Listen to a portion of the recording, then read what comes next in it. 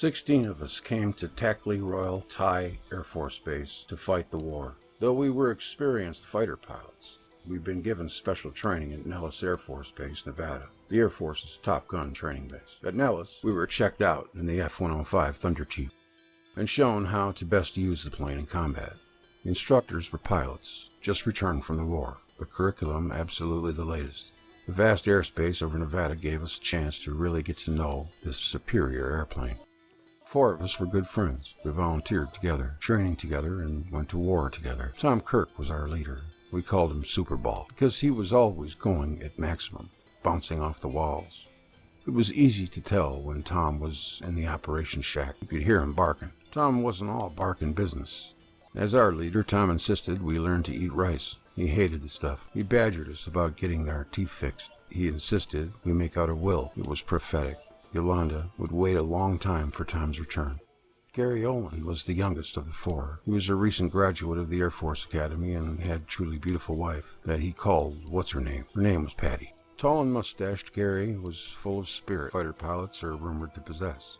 His energy level was nearly always approaching critical mass. At a party, for instance, Gary could often be found on the roof. What was he doing up there? I never knew, but that was Gary.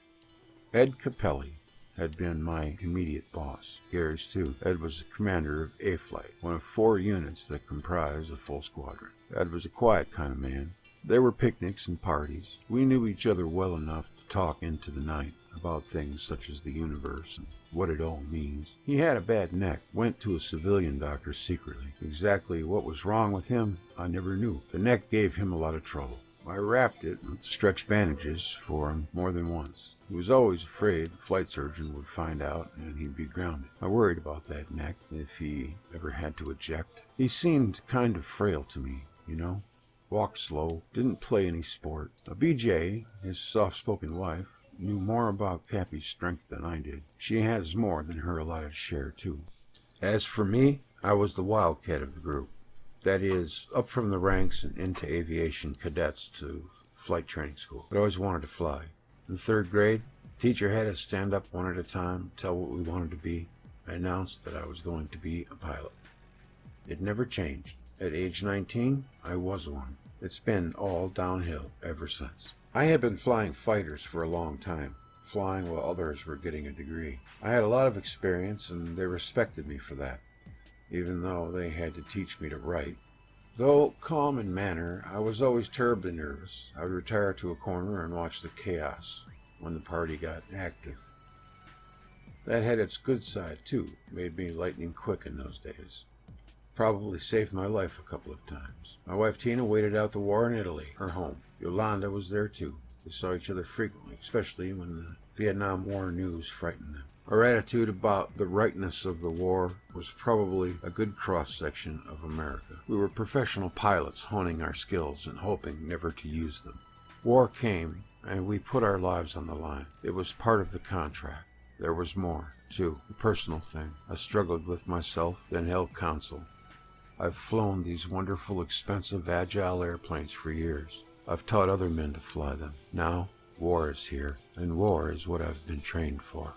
I hoped it would never happen, but here it is. I must do this thing, because any other action would be an admission of ongoing fraud. Only after it is done can I question it. Many of the others had the same feelings. The American people questioned the reason for this war was not visible, and the method was no win. If the enemy had been jumping the fence in our backyard, burning our houses and killing us, all Americans would have fought. Except Jane Fondue, of course. She would have raised her delicate hands and yelled, "Rape me! Rape me, you Oriental devils, you!" I can't help but be saddened by my own personal fear that my grandson is going to have to fight and die to correct a wrong I wasn't able to handle. I wasn't allowed to. When the whole thing comes back to haunt us, I'll be the tiresome old man at the end of the bar with a glass of Burgundy who says, "I told you so." Chapter 2. The Airplane and the Arena.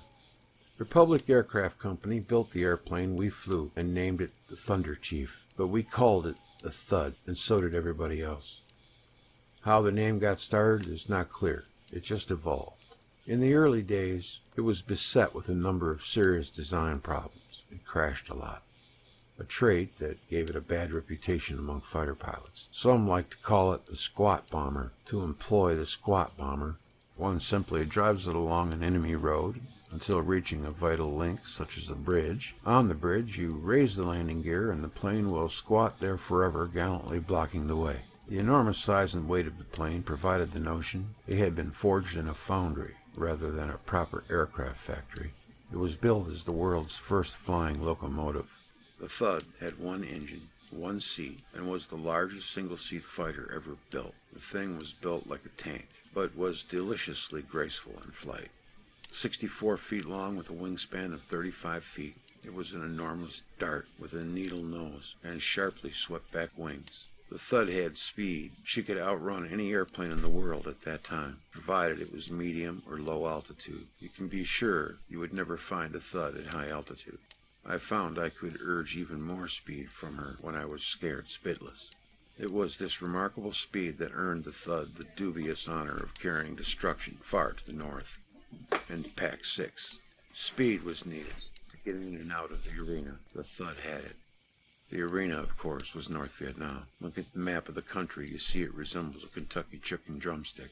Original recipe. To simplify and hasten navigation, we divided the drumstick into sections we called packages. Being Americans, we quickly reduced package to pack. From south to north, the country was sectioned into Pack 1, 2, 3, and 4. The fat part up north we split in two. Pack 5 in the west, housing Dien Bien Phu, and Pack 6 in the east, the place of lost dreams, graveyard of hundreds of thuds, the Domain of Hanoi. Pack 1 was our training ground. The new pilots flew missions there before graduating into Pack 6. 10 missions on Easy, Pack 1, were the standard criteria. The visa to Hanoi. This training area was a dangerous place. There were plenty of determined enemy to deal with, but it seemed permissive in comparison to the utter heart-pounding chaos of Pack 6. There was a tendency to be less watchful there. The sky of Pack 1 was not always full of bursting flak. Those dirty, puffy explosions from anti-aircraft guns. The dreaded SAM, surface-to-air missile, was absent most of the time. MiGs could not fly that far south. None of this stuff was apparent in Pack 1. The enemy was hidden, ready, waiting for one mistake, one slip. They were well-disciplined and well-trained, led by men with 20 years of actual combat experience. They were good at their work. They were directed by bugle call, a primitive and absolutely secure communication system. When a flight began to circle, setting up for an attack, a bugle sounded. The gunners for miles around manned their hidden guns and waited. As the planes made their bombing runs, expert eyes followed them. Let one plane go too low or too slow or make a second pass. A bugle call set the guns to blazing, and the sky filled instantly with explosions and tracers. We lost many planes there. I flew into Pack 1 for the first time in mid-August 1967. It couldn't have been a more dramatic day to go to war. One of those dark, overcast days that never get brighter than twilight. Getting ready for that first mission was like walking in a surrealistic world, zipping the tight anti-G suit with wooden fingers. I could think only that I was about to do terrible violence to another human being. This was not a cloth target to practice on. This was a tough, angry adversary. He was going to try to kill me, as I was determined to kill him. As I put on the survival vest, all the items in the many pockets screamed, "You're going to need me." This was reality crashing into my storybook TV John Wayne world. The reality was further emphasized when I came upon my flight leader standing in the dark morning air alone, smoking a last cigarette. I knew it was better not to speak to him. We came across the border at sunrise. I was all eyes, pumping hard as I peered at the landscape. The face of the moon, raw earth, torn and scarred. Thousands of bomb craters. The war was over. The land was dead. There was nothing below me. No trucks, buildings, roads, trees, or enemy. There couldn't be an enemy. Not there on the face of the moon. There were 4 of us going like hell as we crashed across the border. I was flying woodenly. My natural skills reduced to automation jerkiness. I missed the leader's call to switch radio channels. His voice showed a hint of irritation when he came back to my frequency. "Bear 4, go to strike free. Now." I switched and checked in. Just then, I learned a lot more about the enemy. From out of a crater came the stuttering yellow flashes of gunfire. There were people down there. Not only were they there, they were shooting at me. Watch it, Bear. They're shooting. That was John Piawati, Bear 3, words filtering calmly through his huge, carefully folded mustache. He sounded bored. Just a little annoyance. We went into a jinking, weaving pattern designed to complicate the rain. While we were in this aerial disco dance, I was still pondering those people whose bullets, as we were dodging, as I was filled with respect for them. We went on in, piercing the mist, weaving and going fast. My headset crackled with the indolent tones of Bear Leader calling a forward air controller. Fact. There was a lot of static in the air, as if it were being jammed. My ears felt swollen. The white wing of the tiny FAC plane was stark against the brooding landscape as he fired a smoke rocket, marking the suspected target. The rocket struck the earth and made a tiny white balloon of smoke. We swung in a wide arc, all eyes on the smoke. Green 'em up, Bears. I flipped 2 switches, and a big green light said ready in front of my eyes. We climbed as one, banking left, angling toward the target. Leads in. I watched Bear Leader plummet toward the white smoke. Number 2 followed, then number 3. I took a deep breath, rolled and inverted, hurling my plane at the ground. The leader's bombs were exploding, casting great chunks of dirt in the air, blowing away the white smoke balloon. Aim south, Bear, the FAC yelled. Which way was south? I thought as I pressed the bomb release. 6 bombs rippled from my plane. I hauled the stick in my lap, and the big thud began to recover from the steep dive. Heavy G's tugged at my eyelids. I tried to raise my head to search for Bear Leader. The rush of increasing speed and the strange squeezing feel of the G's in my head gave me a dizzy, drunk feeling as I struggled to raise my 150-pound head and look around. Little fireflies flickered around the edges of my sight. I squinted at the empty sky.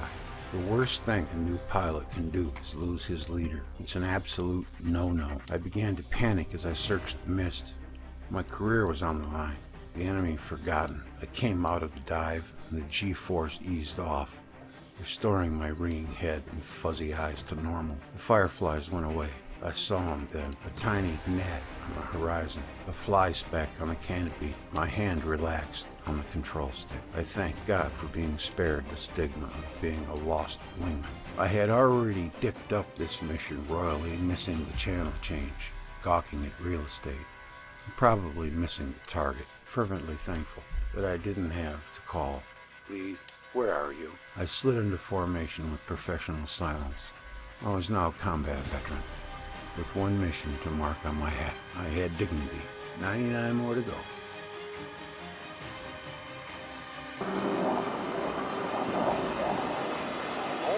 Two is south of you, just above the second river eye of 4,500. Roger, I'm going to hold that too. Watch it. Eagle flag, a lot of flag guys drop that missile flag. Speed's off right.